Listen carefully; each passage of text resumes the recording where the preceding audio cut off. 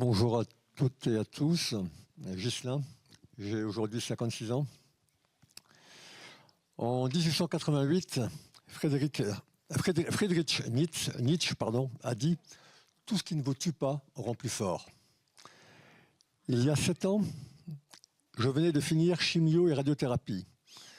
Contre toute attente, contre avis médical, j'étais encore en vie.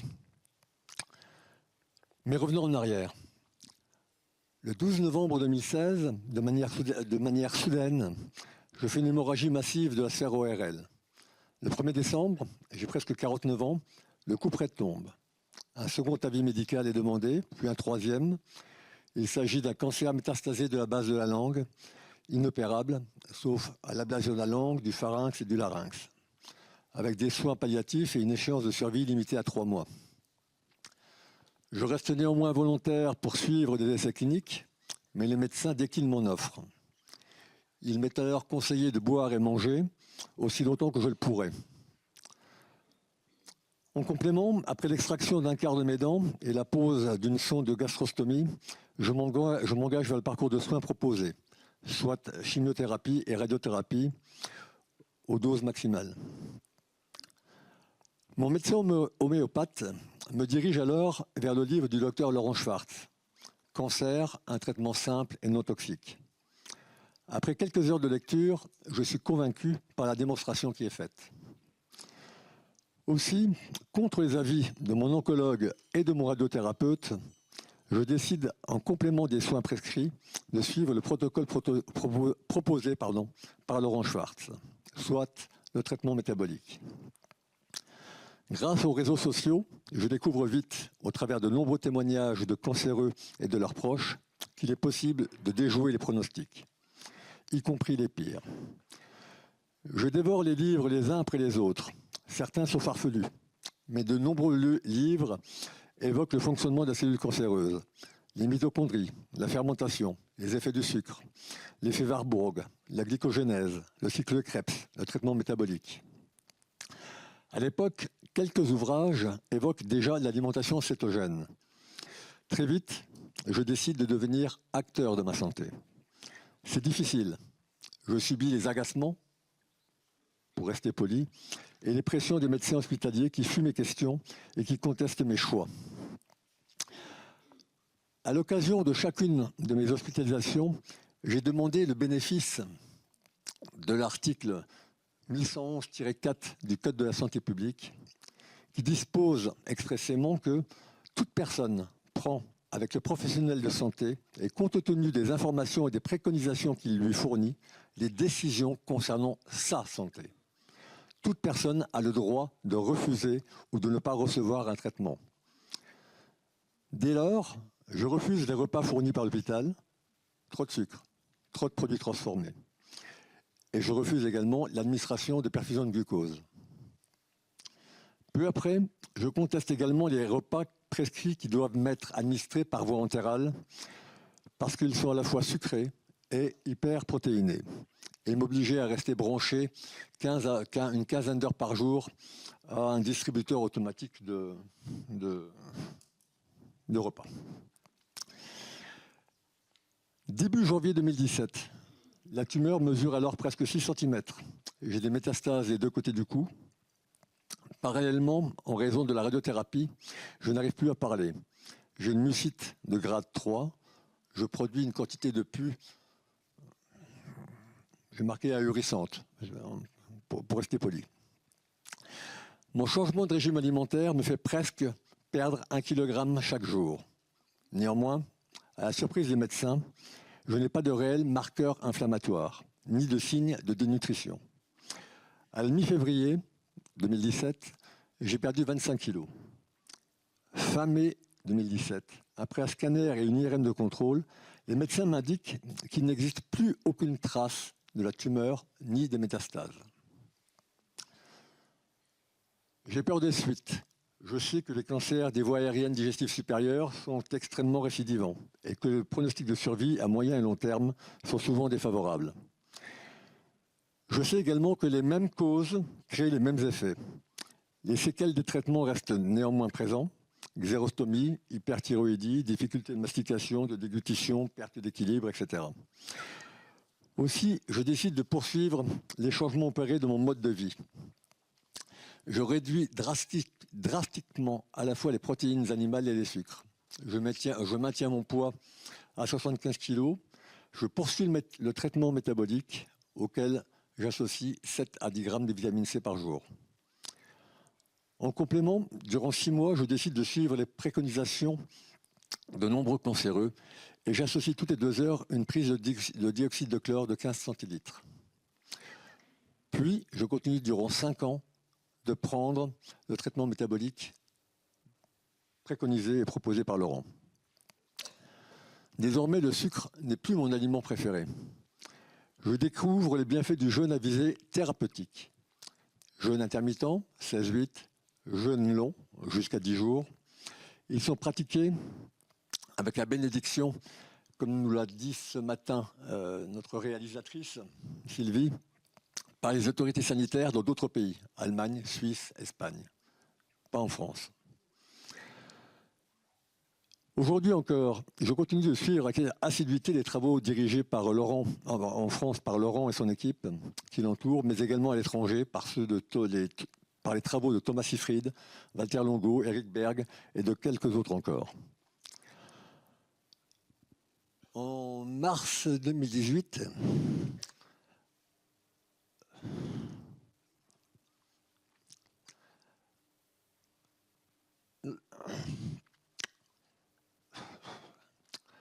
l'oncologue de ma mère décide d'arrêter les traitements contre son cancer. Elle avait un myélome multiple en récidive.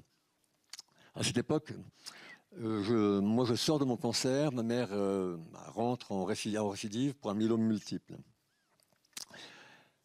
Je décide de la conseiller, je lui demande de prendre le bleu de méthylène, je lui demande d'adopter une alimentation hypoglycémique, une hygiène sobre, peu de produits transformés, peu de sucre, peu de viande, beaucoup de légumes frais et de l'oléagineux. Force est de constater qu'elle ne décédera que le 1er janvier 2022, 3 ans et demi après, et sans aucun traitement. Alors que son propre oncologue ne pensait pas en 2018 qu'elle finirait l'année.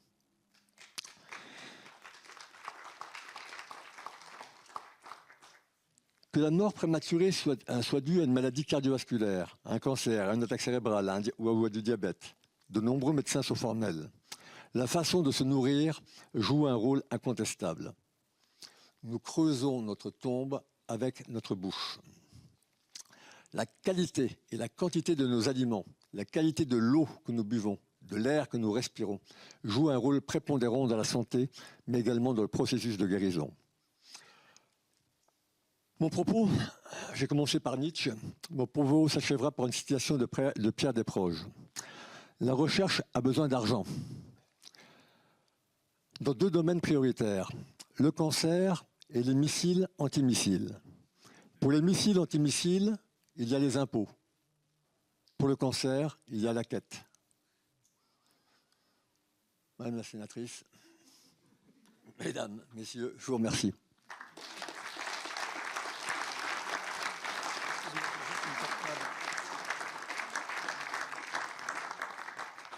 Merci infiniment, Ghislain. Alors, vous avez entendu les mots-clés « acteur de ma santé ». Je crois que c'est vraiment un des mots essentiels avec, après, une créativité dont on parlait ce matin également, aucune certitude, des doutes. Et puis finalement, on avance et on arrive ici aujourd'hui parmi nous. Laurent ? Merci. Mesdames, Messieurs, bonjour. À cet instant-ci, je me demande encore ce que je vais vous dire d'utile, mais ça, c'est récurrent depuis plusieurs semaines. Qui suis-je ? Peut-être vous dire que je cohabite depuis 3 ans avec un squatter qu'on appelle communément le crabe. Je suis un peu un rescapé survivant de cette aventure. J'ai eu un cancer de la prostate qu'on m'a diagnostiqué il y a 3 ans. Et entrer dans ce parcours dans le monde de l'oncologie a été assez éprouvant, je trouve, pour moi. On est aspiré par un système hospitalier qui a parfois perdu le côté humain de l'humain qui est dans le système et qui nourrit par sa contribution financière le système. On m'a, je pense, dans toutes les deux phrases utilisé le mot statistique. Je me suis toujours vu comme une statistique. Et en parlant de statistiques, si vous y connaissez un peu quelque chose, il y a différents quartiles. Si vous prenez le plus mauvais, eh bien, tout ce qui était promis dans le plus mauvais quartile de la statistique, je l'ai expérimenté.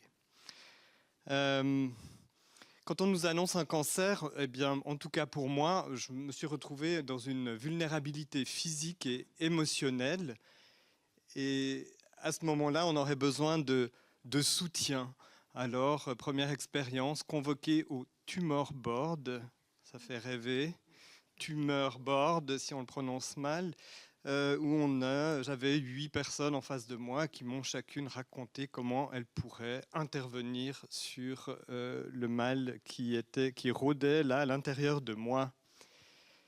Et je me souviens leur avoir fait cette réflexion, un peu dépité d'écouter tout ça, parce que dans mon parcours professionnel, j'ai eu l'occasion de diriger des cliniques privées, donc je connais le monde médical sous d'autres aspects plus économiques aussi, et de voir les intérêts de chacun de placer son intervention avec sa méthode, parce que forcément, au bout du compte, c'est pas tout le monde qui touchera les honoraires.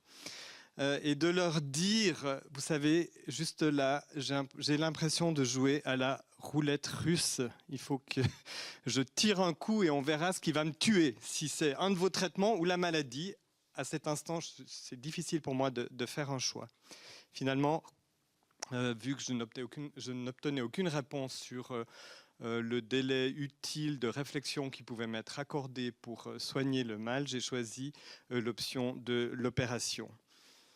Qui ne s'est pas très bien passé, étant donné que j'ai fait un peu toutes les complications possibles du catalogue que je vis encore maintenant dans ma chair. Donc je parlerai plutôt de mutilation que d'opération.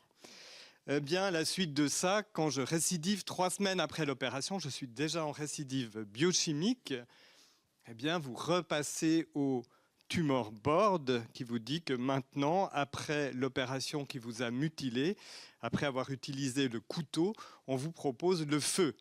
Et puis le poison aussi, parce que ces 2 alternatives-là pourraient aussi éradiquer éventuellement le mal. C'est-à-dire vous dégrader encore physiquement un peu plus, mais comme le dirait mon généraliste de l'époque, c'est un mal pour un bien. Et que si j'étais vous, j'irais tout de suite à la radiothérapie et à la castration, évidemment, le rêve de tous.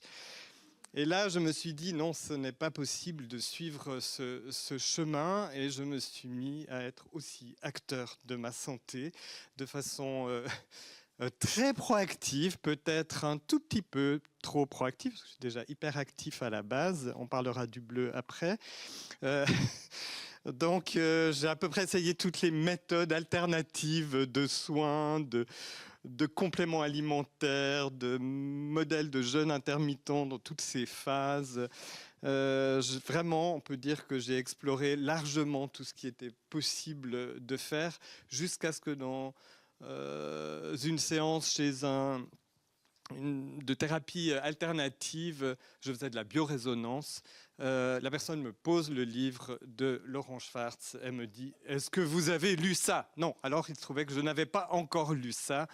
Et dès que je l'ai lu, je me suis dit « Il faut absolument que j'essaye ce protocole. » Ça me semblait rempli de sens. Ça m'a vraiment fait écho. Ce qui est de curieux, c'est que depuis le début de la récidive, mon corps tout entier refusait ce que voulaient me dire les médecins qui me suivaient. C'était vraiment une réaction, je ne peux pas dire, c'est inconscient, de dire non, je ne dois pas aller dans cette direction. Alors, j'ai entamé donc ce parcours au bleu de méthylène avec le Garcinia cambogia, l'acide alpha-lipoïque, le régime à index glycémique bas et le dioxyde de chlore que je prends, sauf aujourd'hui, je me suis accordé une pause par confort, mais c'est rare, que je prends tous les jours de ma vie. Donc c'est vrai que ce protocole rythme mes journées. parce qu'il ne faut pas mélanger les médicaments, le dioxyde, les repas, enfin bref. Donc je vous passe les détails. Dans ce parcours, finalement, j'aurais aimé qu'on soutienne un patient qui se retrouve en vulnérabilité physique et émotionnelle quand on lui annonce son cancer, pour qu'il puisse s'autodéterminer. Vraiment, qu'on puisse garder ce libre choix de pouvoir aller vers ce qui nous semble être bon pour notre santé. Et dans le milieu médical classique, c'est quand même fort difficile de tomber sur des personnes qui auront de l'ouverture d'esprit. J'ai fait 4, 5, 6 spécialistes et finalement, à la fin, chacun arrivait à la même conclusion. Personne n'a voulu dévier de l'evidence-based medicine, ce qui m'a un peu rendu fou et ce qui m'a fait dire au dernier spécialiste que j'ai vu que finalement, s'il était garagiste, c'était pareil. En suivant un arbre décisionnel, il m'aurait prescrit le même traitement que les précédents. Il n'y a pas besoin de faire d'études de médecine. Excusez-moi pour tous ceux qui sont médecins dans la salle. Ça part juste un peu d'énervement qui m'habite. Voilà, donc vous avez vu un peu ma courbe de PSA, c'est celle-ci qui était affichée tout à l'heure, où une cinétique assez forte au début, depuis le début du traitement métabolique, même s'il y a des hauts et des bas, elle est ici devant moi, on voit que la courbe a tendance à se tasser. Évidemment, j'aimerais aller vers une guérison complète, ça c'est mon fantasme quotidien, mais je suis quand même dans une pleine forme physique, je travaille à 120%, je prends du bleu de méthylène qui me stimule un tout petit peu quand même le cerveau et qui me rend encore un peu plus hyperactif qu'avant. Finalement aussi dans ce parcours, j'avais une amie qui a commencé d'avoir un cancer en même temps que moi, il y a 3 ans, un cancer de la bouche. Elle a suivi la radiothérapie, la chimiothérapie qu'elle a extrêmement mal vécue. Et là, au mois d'octobre, elle m'appelle, elle me dit « Je viens de faire un PET scan de contrôle, j'ai des métastases dans les poumons, sur les os. Le médecin m'a dit « Je ne peux plus rien faire pour vous. Ah oui, sauf une chimiothérapie de confort. » Dans la même phrase, on a associé confort et chimiothérapie. Je ne comprends toujours pas le sens de cette phrase. Et elle m'a dit, c'est juste impossible, je ne retourne pas dans ce type de traitement. Donc, je ne pouvais que l'orienter vers Laurent Schwartz. Pas d'autre ressource que celle-ci. On lui avait donné 3 mois. À son PET scan de contrôle fin janvier, eh bien, on voit une légère réduction du nodule sur les poumons, une stabilisation du développement des métastases. Elle est asymptomatique et en pleine forme jusqu'à maintenant.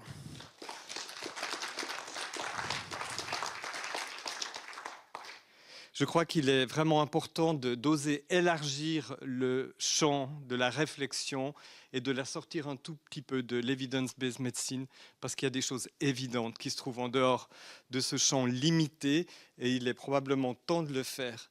On se demande à qui profite le crime. Le budget de la sécurité sociale en France est 640 milliards pour environ 9 milliards de déficit. Jeûner pourrait faire de fortes économies, générer de fortes économies pour ce budget. Ça ne coûte rien et en même temps, ça ne rapporte pas grand-chose. Donc ça peut être là le problème, je n'en sais rien. En tout cas, la médecine qui m'était proposée avant ces protocoles alternatifs, mais néanmoins basés aussi sur une évidence scientifique, cette médecine-là n'a pas trouvé le remède contre le cancer de façon radicale. On raconte toutes sortes de choses, on fait un chiffre d'affaires extraordinaire avec, mais il y a encore beaucoup de patients qui souffrent de ce parcours et qui décèdent finalement des suites de leur cancer. Voilà, donc c'est mon propos aujourd'hui. Vous dire aussi que malheureusement, le cancer de la prostate, ça touche un homme sur 8, 50% des hommes après 80 ans. Une femme sur 8 aura un cancer du sein. Et donc la réflexion, elle peut nous rattraper plus vite qu'on ne le pense. Je vous souhaite le meilleur pour votre santé et une bonne réflexion si vous devez traverser un parcours un peu plus difficile. Merci beaucoup. Qu'est-ce qui veut prendre la parole ? Alors, comme vous le voyez, c'est une après-midi de bonnes nouvelles. C'est-à-dire que non seulement nous avons des recettes, entre guillemets, qui nous sont données pour gagner en santé, Et nous avons également des recettes qui nous sont données pour faire des économies par la sécurité sociale et soigner l'intérêt commun. Donc nous sommes gagnants-gagnants et c'est à nous tous de joindre toutes nos énergies et toutes nos forces pour pouvoir avancer sur ce bon chemin. Je donne la parole à Geneviève.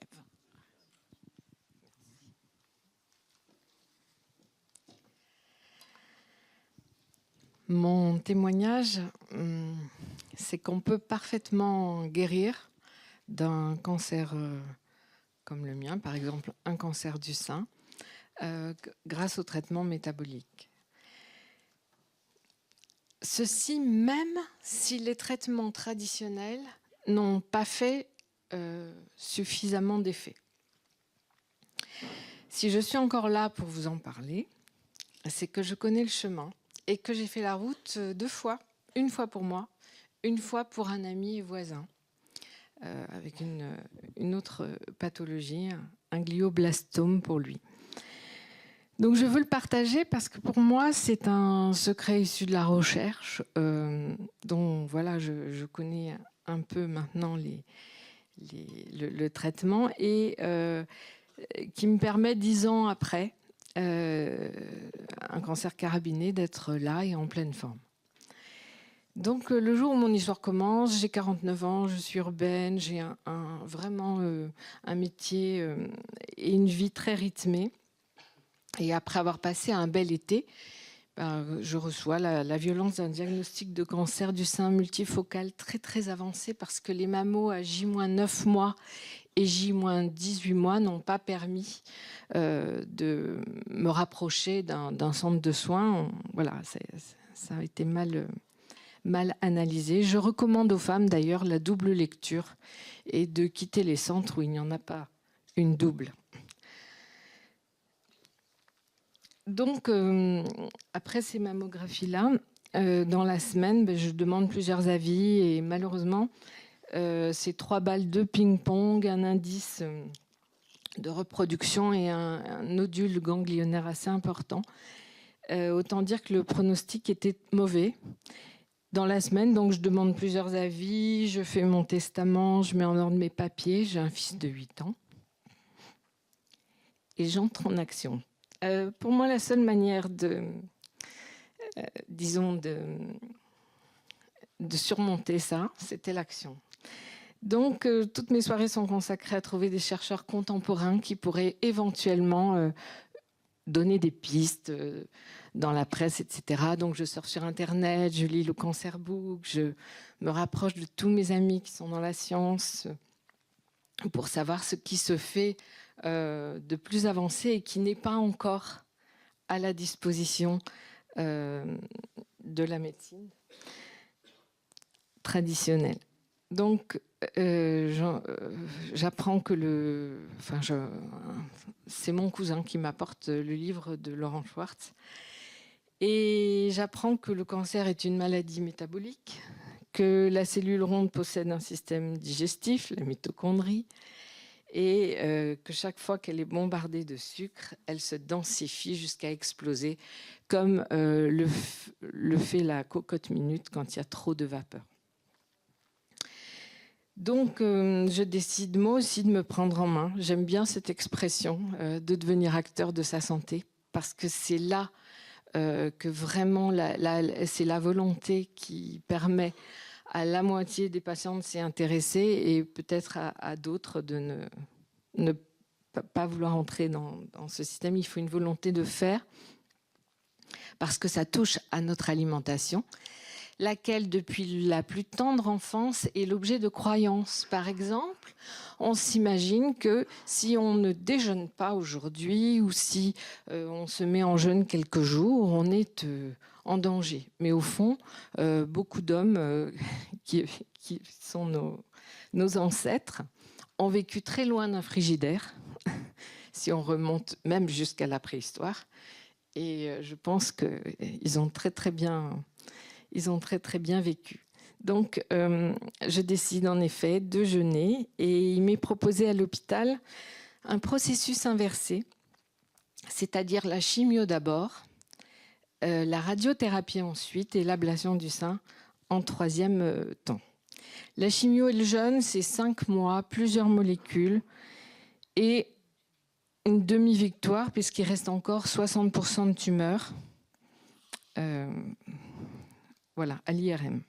Alors moi, j'avais décidé d'une petite méthode qui m'était personnelle et je ne pouvais me détendre que grâce à ça. C'était une IRM. Alors chaque traitement classique ou innovant allait m'être appliqué un par un. Et je ferai une image avant et après. Donc après la chimio, c'est 60%, c'est mesuré à l'IRM et tout ça.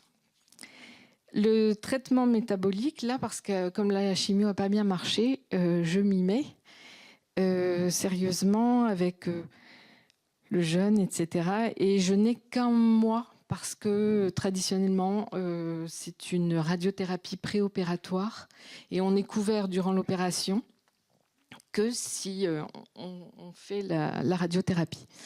Par conséquent, le mois qui me reste, je n'en fais pas rien. Je décide de suivre le traitement métabolique avec l'association Cancer Métabolisme et Laurent Schwartz. À la fin de ce mois-là, mes tumeurs ont régressé de 22%. Puis la radiothérapie intervient. En mai, c'est 35 jours. Et à la fin, c'est décevant. Les tumeurs font encore 38% de la masse globale du début. Enfin. Donc c'est très peu. Et je vois bien qu'on ne va rien me proposer d'autre. Heureusement, je reviens au traitement de Laurent Schwartz une seconde fois. Et donc je poursuis un traitement un peu modifié avec des molécules à une durée de vie plus longue, et puis la nuit, etc., un dosage augmenté. Et là, jamais j'oublierai ce jour de juin, où, au Val-de-Grâce, on me dit, écoutez, ce TEP scan-là est vierge. Donc, plus rien. Et même pendant la chimio, le ganglion poursuivait quelque part sa croissance. Et là, il avait disparu avec le reste. Alors moi, je crie victoire, bien sûr, puisque j'étais contente, je pensais. Mais la médecine traditionnelle m'a quand même dit, voilà, en fait, on a bien des TEP scans, mais tout ce qui est inférieur à 7 mm ne peut pas se voir. Si bien que si vous avez encore en quelque sorte des braises tumorales, c'est dangereux, il faudra quand même faire l'opération.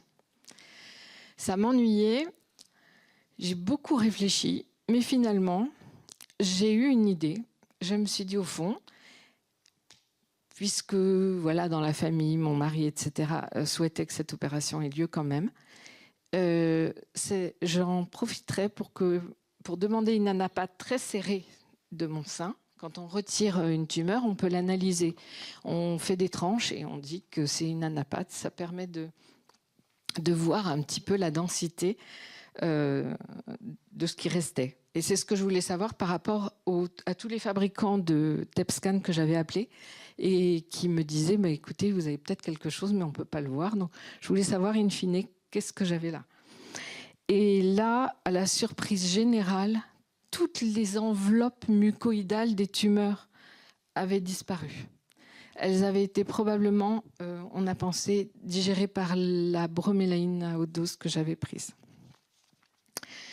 Voilà, donc mon message à moi, c'était de vous parler de ce témoignage-là, mais de vous dire aussi que par la suite, j'ai eu des malades autour de moi à qui j'ai parlé, etc. Très peu ont accepté de s'engager. Mais il y en a un, Olivier, il s'est engagé. Il a eu, il y a 2 ans et demi, 3 ans, un glioblastome, un papa de 3 enfants. Et ce glioblastome, c'est dans le cerveau, donc, était une tumeur enchevêtrée dans ses cellules cérébrales. C'est le mot que je cherche. Et lui, mon mari et moi, alors oui, je ne vous ai pas dit, mais quand on fait le cétogène, le mieux, c'est d'essayer de le faire avec ceux qui déjeunent et dînent avec nous.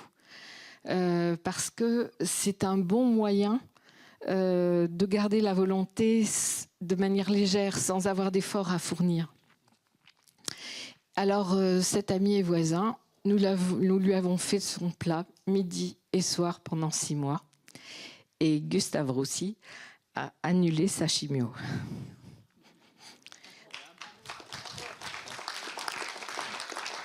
Il est traité à Sainte-Anne et bien sûr, il a été traité comme moi. Voilà, si je devais vous laisser une image en conclusion, c'est que les cèpes ne poussent pas sur la plage. Et que le terrain, c'est beaucoup.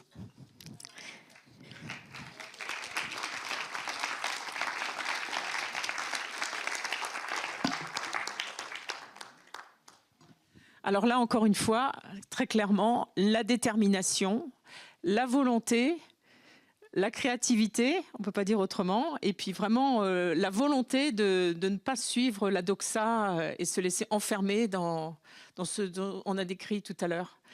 Je laisse la parole à Guillaume. Merci, bonjour à toutes et à tous. Donc, je m'appelle Guillaume, j'ai 50 ans, 4 enfants. Je mets le chronomètre pour ne pas parler trop long. Hein? Ok. Alors, moi, il y a à peu près 1 an, j'avais des petites absences. Le truc bizarre. Au début, c'était une fois, puis après 1 fois par semaine. Après 1 fois par jour. Je suis allé voir mon médecin, il m'a dit « Oh, ça doit être un malaise lipothymique. » Enfin, donc on a cherché du côté de la glycémie, du cœur, il n'y avait rien. Et puis, en juin, je suis arrivé à 12 par jour. Et donc là, un ami d'amis dans le travail qui était médecin a dit non, mais là, c'est pas des malaises lipothymiques, il faut qu'il fasse une IRM du cerveau. Donc j'ai pu faire une IRM du cerveau, j'habite à Lille.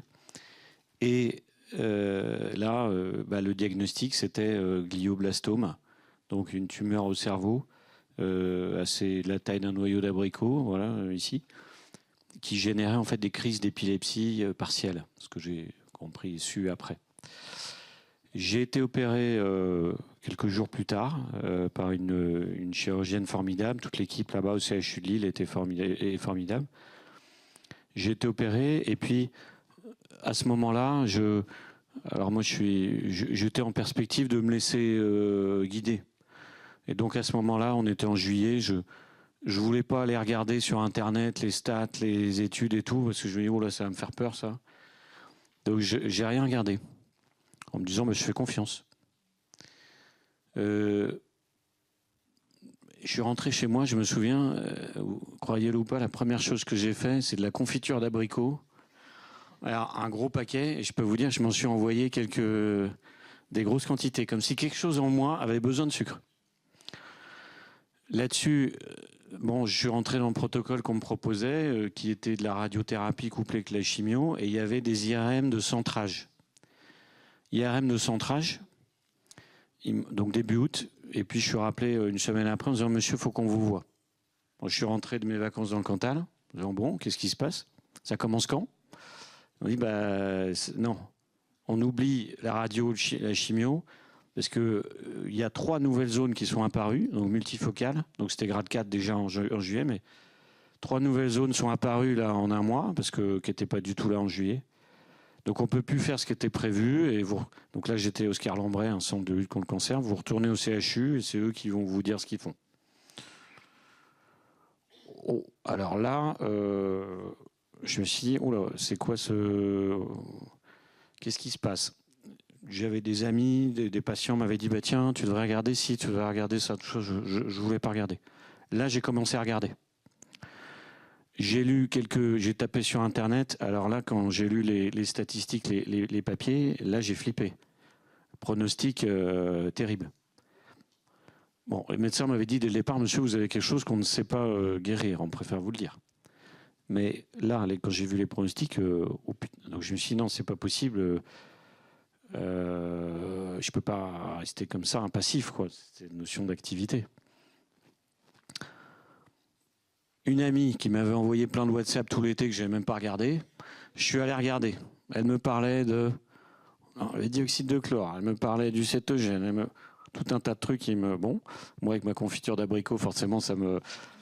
Bon, je me suis dit, non, mais ok, j'ai recherché, je comprenais pas l'histoire du sucre et tout. Je suis tombé sur les publications de Laurent, des vidéos.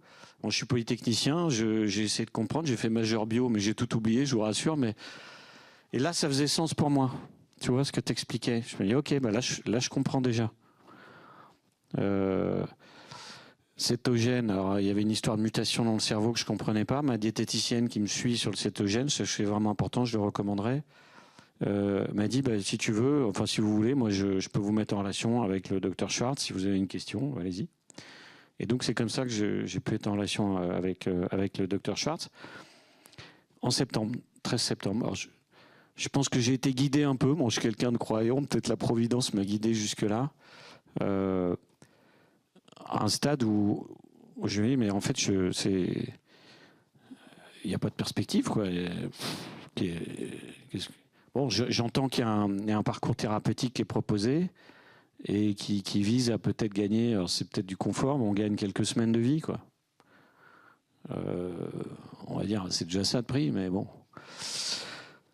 Donc une ouverture, à la fois, bon, c'était lourd, évidemment, c'est lourd, et puis de l'ouverture en me disant, non mais là, il faut que je... Bon, le cétogène, j'avais déjà commencé.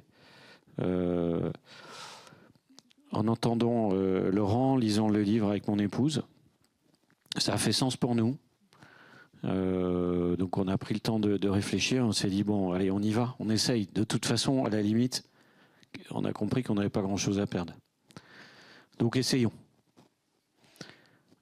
J'avoue que j'ai eu un rendez-vous, un accueil très ouvert de l'oncologue de l'équipe là, du CHU de Lille, bon, qui ne connaissait pas bien Cétogène, qui ne connaissait pas les travaux de Laurent Schwartz, il voulait comprendre, elle voulait comprendre. Et elle nous a dit, bon, j'ai l'impression que vous avez, avec votre épouse, vous avez bien réfléchi, puis en fait, voilà, vous avez choisi une voie. On a dit, oui, c'est vrai.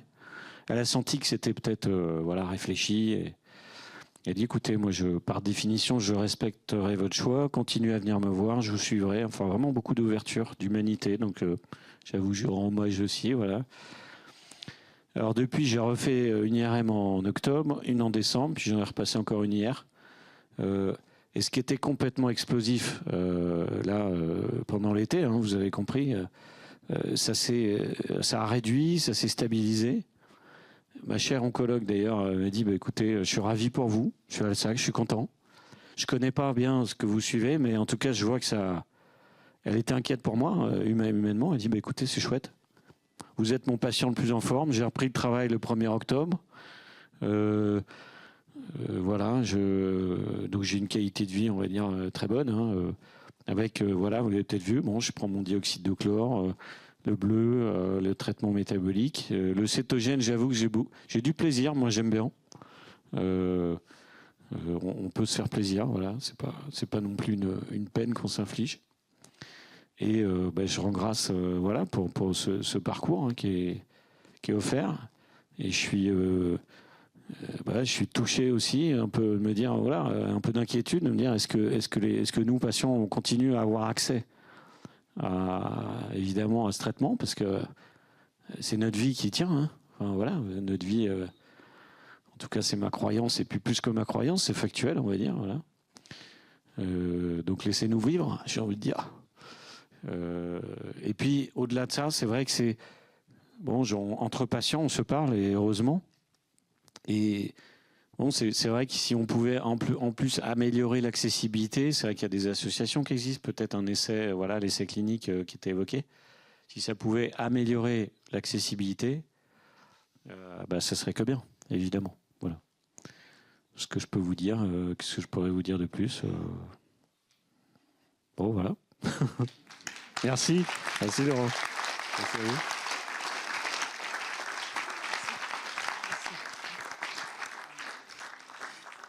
Alors, ce que vous sentez également, probablement, c'est que toutes ces personnes ne sont pas seules, ne sont pas isolées. C'est-à-dire qu'il y a un très grand principe, qui est un principe d'amitié, de compétences, d'extrême compétence, avec des gens extrêmement pointus, dont, par exemple, ici, parmi l'équipe toute proche de Laurent, Mireille Suma, qui est qui est mathématicienne et qui régulièrement intervient de façon extrêmement pointue, pertinente sur le petit réseau et qui provoque avec une rigueur statisticienne. Donc elle enseigne à Paris-Dauphine.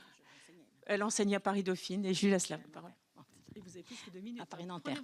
Non, je vais être rapide parce que justement, vous venez de parler de rigueur. Je voulais intervenir pour apporter mon témoignage d'aidante et non pas de patiente. Parce que j'ai accompagné mon mari dans son cancer. Je connaissais déjà Laurent depuis 15 ans et je travaillais avec lui. Mon mari avait un Parkinson, que Laurent a été le premier médecin, d'ailleurs le docteur Laurent Schwartz, à dire « ton mari a un Parkinson ». Personne ne l'avait jusque-là remarqué. Et c'était tout au début. En 2012, mon mari fait une hémorragie massive. Il est emmené à l'Hôtel-Dieu où on me dit « il est mourant, on le laisse dans le couloir, on va faire ce qu'on peut ». Au bout d'une journée, il était toujours dans le couloir, mourant. Grâce à des amis médecins et l'intervention aussi de Laurent, on lui trouve une place à Sainte-Anne, où on me dit il va mourir demain, on va mourir après-demain. Il était dans le coma et on me dit il y a des métastases partout. Alors mon mari avait fait un cancer du rein qui avait été opéré 12 ans avant et 12 ans après, donc il a des métastases partout, cerveau, poumon, etc. Une semaine après, il est toujours inconscient à la salpêtrière. Je dors dans la même chambre. On me dit, on arrête, enfin, on fait quelque chose. Et je dis, je le ramène à la maison. Et il se réveille petit à petit. Je décide, Laurent vient voir les radios, je me rappelle, du cerveau de mon mari. Effectivement, on allait dire... La médecine, c'est ça que je voulais dire. La médecine remboursée par la sécurité sociale ne peut plus rien du tout. C'est-à-dire ils ont renoncé totalement. Donc c'est là, moi, en tant qu'aidante, puisque mon mari est encore semi-inconscient, je prends la décision de suivre le traitement de Laurent. Avec difficulté, mais mon mari se réveille. Alors, je ne vais pas faire de relation de cause à effet. Je vous fais une description simplement. Il se réveille. Il déambule, 5 mois après, il fait une création théâtrale à Berlin. Je vous le dis comme ça s'est passé. Dans les mois qui suivent, malheureusement, tout en suivant le rythme infernal que tu as décrit, les journées sont rythmées par la prise, il faut le savoir quand même, du traitement métabolique, parce que c'est quelque chose de très précis qu'on doit respecter. Malheureusement, il devient aveugle, ce qui veut dire que la tumeur progresse, en fait, où elle était. Laurent Schwartz, heureusement, nous adresse, après plusieurs essais de différents spécialistes en hôpital qui refusent absolument de faire quoi que ce soit, une personne près de laquelle il nous introduit accepte de tenter l'impensable, de faire donc un bombardement laser, enfin, de rayons... Et pour cela, mon mari, on lui a construit un masque qui l'immobilise entièrement parce qu'il est parkinsonien, donc il ne doit pas bouger d'un millimètre, d'un micron. Ironie du sort, mon mari fabriquait des masques, entre autres, de théâtre. Bon. Et donc, eh bien, il recouvre la vue. Et nous partons en Chine. Je vous le dis comme ça s'est passé. Nous continuons le traitement. Mon mari était un homme qui mangeait énormément de sucre. Il sucre le matin, sucre le midi, sucre le soir. Je commence à lui proposer le régime cétogène, qu'il déteste, puisque c'est quelqu'un de sucre. Pour lui, ça a été une souffrance d'arrêter les pains au raisin et autres délices. Mais il l'a fait. J'arrête le gluten également, parce que c'est moi qui lui faisais à manger. Il était quand même très handicapé. Et la médecine n'y comprend rien, elle ne veut même pas savoir. C'est-à-dire que moi, qui continuais à avoir des rapports, d'abord parce que dans ma famille, il y a beaucoup de médecins, beaucoup de spécialistes, donc c'était vraiment pas le souci. Et en fait, tout le monde ferme les yeux, ne veut pas entendre. Et malgré tout, effectivement, sa situation était tragique parce qu'il avait le Parkinson au dernier degré, plus quand même ces métastases qui couraient un peu partout. Le pronostic était très mauvais et tout cela a fini très mal. Mais Laurent m'a dit, et il a raison, il a eu 3 ans et demi de survie, alors qu'on lui disait, le jour où je l'ai emmené à Little Dieu, il est mort, on l'a laissé dans le couloir, je tiens à le dire. Je vous dis ceci pour vous dire qu'on est dans de la science, effectivement, avec le docteur Laurent Schwartz, on n'est pas dans les dérives sectaires dont on nous a parlé ce matin et pour lesquelles il y a des décrets, amendements divers qui sont prévus actuellement ou à l'étude. On est dans une démarche, alors pour moi qui suis mathématicienne et qui suis dans les lois universelles, dans une démarche déconstructiviste, a dit notre philosophe, je ne sais pas où elle est cet après-midi, effectivement de la singularité, du cas isolé, qui pour moi, qui suis mathématicienne, ne font pas preuve, je tiens à le dire. Mais justement, je voulais vous faire comprendre qu'on est dans une démarche expérimentale très rigoureuse et qu'il faut voir ce qui est en positif, regarder, n'avoir pas peur, surtout des côtés négatifs, parce que c'est de là qu'on apprend en science. Et c'est de ça que je voulais simplement témoigner. Voilà.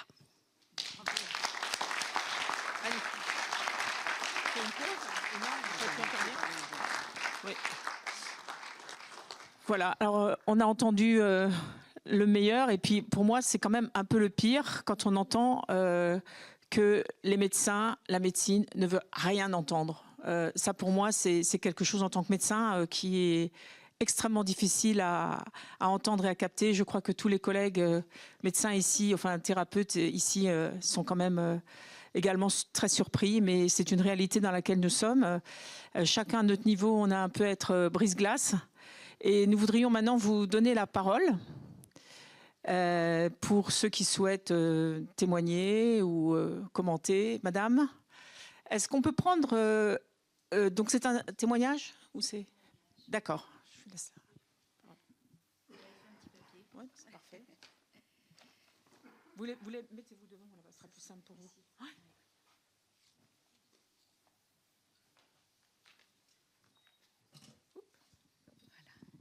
Merci beaucoup. Bonjour à tous. Donc j'ai un petit papier que je vais lire parce que ce que j'ai vécu c'est tout récent et le traumatisme est encore là, donc je préfère lire. Voilà, donc en avril 2023, on m'a diagnostiqué une lésion dans un sein avec des ganglions atteints, un triple négatif en stade 3, mais sans métastase. S'agissant d'un cancer agressif, les médecins évoquent des traitements agressifs afin d'augmenter mes chances de survie, à savoir une chimiothérapie associée avec de l'immunothérapie, un nouveau protocole mis en place depuis 6 mois à l'époque, de la chirurgie et des séances, 33 séances de radiothérapie. On m'a également informé des effets secondaires principaux. Étant très angoissée, j'ai souhaité quelques jours de réflexion. Ces jours de réflexion qui m'ont amené à refuser l'immunothérapie et n'accepter que la chimio, la chirurgie et les rayons. En fait, je demandais le protocole qui était fait 6 mois avant. Et ça a été compliqué. C'est déjà très dur ce qu'on vit et je ne savais pas qu'en plus j'allais devoir mener ce combat-là. Et c'est ce que je souhaitais dire, pourquoi l'immunothérapie, je l'ai refusée. C'est une réaction personnelle dont la seule explication à respecter est mon ressenti et mon intuition. Je sais à ce moment-là et je sens plus profond de moi-même que mon corps va le refuser. De par mon métier, je suis massothérapeute réflexologue. J'habite en Haute-Savoie, je suis à côté de la Suisse. J'ai fait ma formation en Suisse et j'ai travaillé quelques années en Suisse où... je n'avais pas l'intention de le dire, mais par rapport à ce qui a été dit ce matin, en Suisse, en tant que massothérapeute, je travaillais main dans la main avec les médecins. J'avais des patients. Maintenant, j'ai choisi de travailler dans mon pays. Et on me dit des clients, ça, j'arrive pas. C'est des personnes, voilà, qui viennent, parce que j'ai pas le droit de dire patient. Mais donc, à travers mon métier, il m'arrive d'accompagner des personnes en traitement pour les aider à supporter les souffrances en vue de diminuer les effets secondaires. Donc l'annonce, les traitements sont de l'ordre du traumatisme. D'ailleurs, je remercie le docteur Schwartz, qui est le premier médecin qui m'a dit que ce que j'étais en train de vivre, c'était un traumatisme. Et ça a été très... Voilà, j'ai pas le mot, mais c'est vrai qu'un médecin vous dise là, c'est pas juste un petit stress, un fort stress que vous êtes en train de vivre, mais que c'est de l'ordre du traumatisme. Et ben voilà, c'est là où j'ai cherché des médecins comme ça, avec de l'humanité, parce qu'ils savent que ce que vous vivez, ce que vous êtes en train de vivre, c'est dur. Voilà.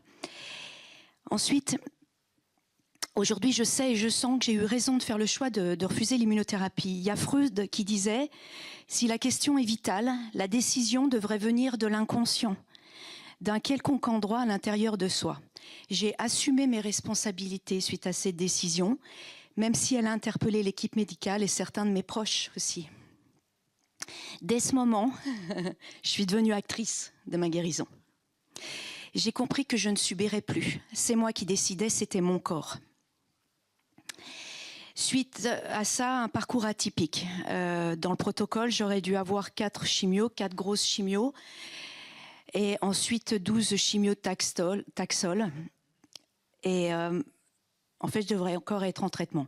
Mais voilà, mon corps, je le sais aujourd'hui, sur le moment, je ne comprenais pas trop, a refusé tous les dispositifs pour recevoir les chimios.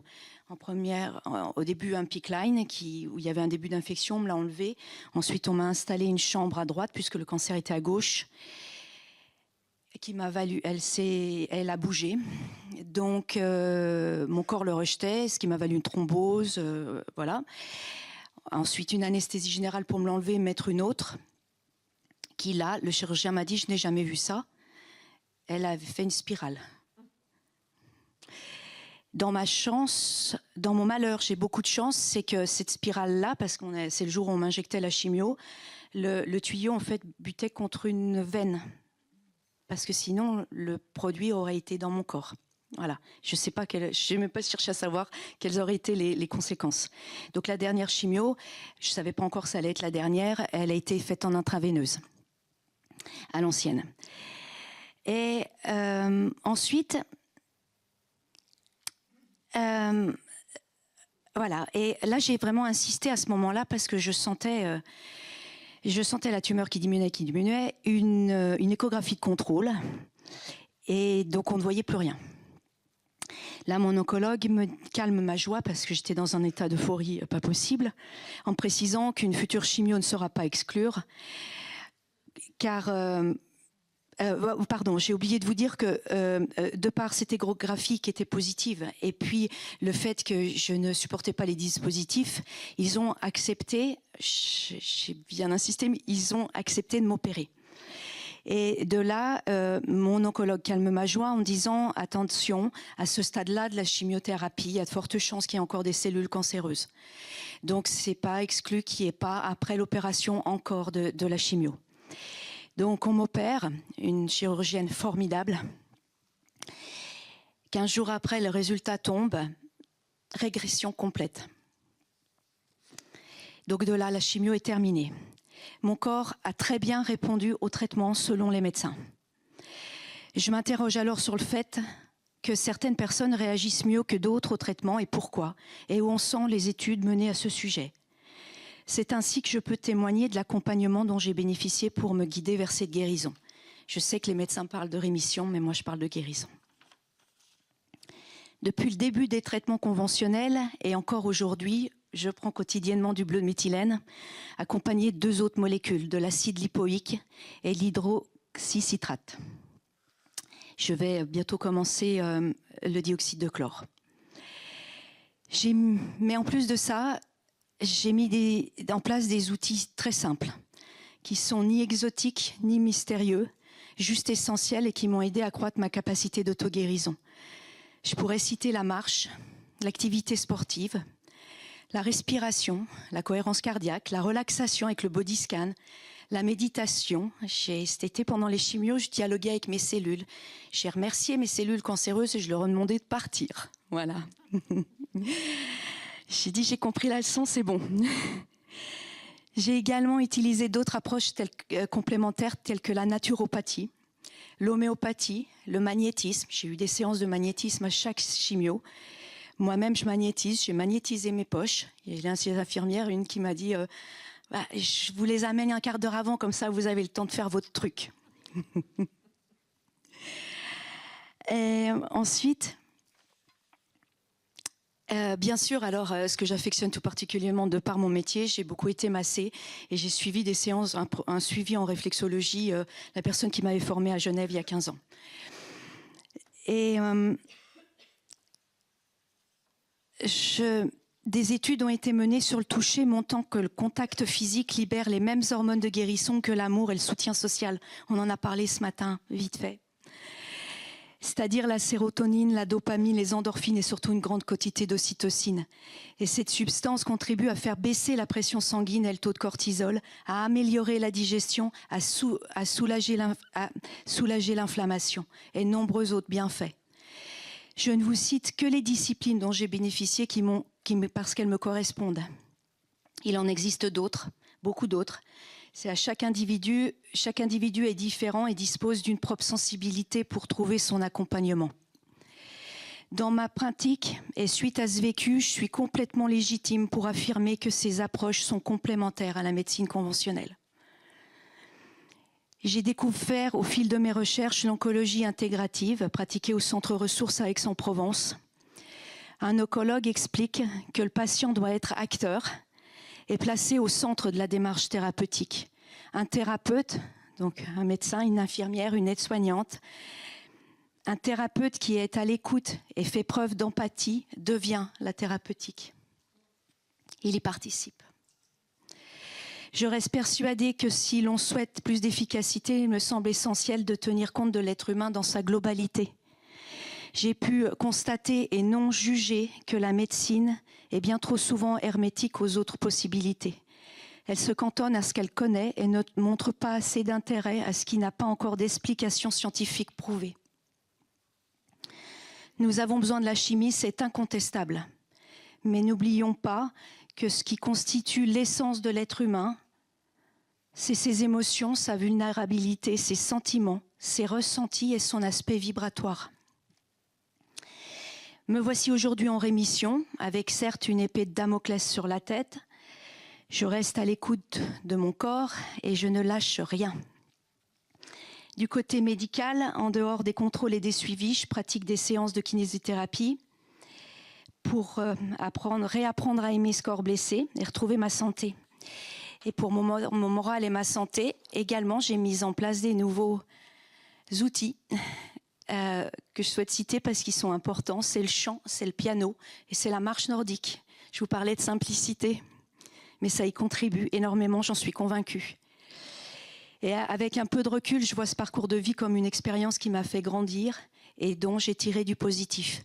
Quand j'avais une personne qui venait en soins de réflexologie, qui avait un cancer depuis 10 ans, qui se bat contre ce cancer.